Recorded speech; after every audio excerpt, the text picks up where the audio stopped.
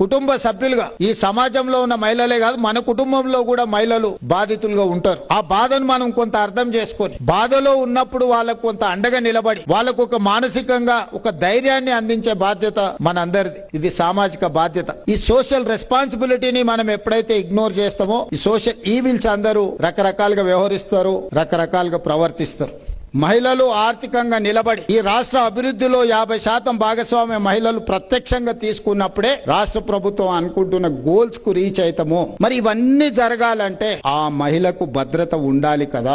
భద్రత లేని సమాజం, మహిళకు రక్షణ లేని సమాజం అభివృద్ధి జరగదు. అభివృద్ధి జరగాలి అంటే మహిళ స్వేచ్ఛగా తన వ్యాపారాన్ని, తన చదువుని, తన సామాజిక బాధ్యతను నిర్వహించగలిగినప్పుడే ఈ సమాజం నిలబడుతుంది. ఈ సమాజం అన్ని రకాలుగా నిలబడాలి అని అంటే మహిళ తన కాళ్ళ మీద తను నిలబడాలి. మహిళ తన కాళ్ళ మీద తను నిలబడాలి అంటే ఆ మహిళకు రక్షణ కల్పించాలి. వారి పిల్లలకు భద్రతనివ్వాల్సిన బాధ్యత రాష్ట్ర ప్రభుత్వాల మీద ఉన్నది. అందుకే మా పోలీసులు ఒక మంచి కార్యక్రమాన్ని తీసుకున్నందుకు వారిని అభినందిస్తూ, ఈ కార్యక్రమంలో పాల్గొన్న ప్రతి ఒక్కరిని, పీస్ కమిటీ సభ్యులను కూడా చివరగా నేను ఒక సూచన చేయదలుచుకున్నా. ఈ రోజు మనం ఎంత కష్టపడి, ఎంత ఆర్థిక ప్రగతి, సామాజిక ప్రగతి సాధించినా మన పిల్లలు సరైన దారిలో లేకపోతే మన శ్రమంతా వృధా. మన కళ్ళ ముందే మన పిల్లలు వ్యసనాలకు బానిసలైతే ఇది సమాజానికి తీరని దుఃఖం.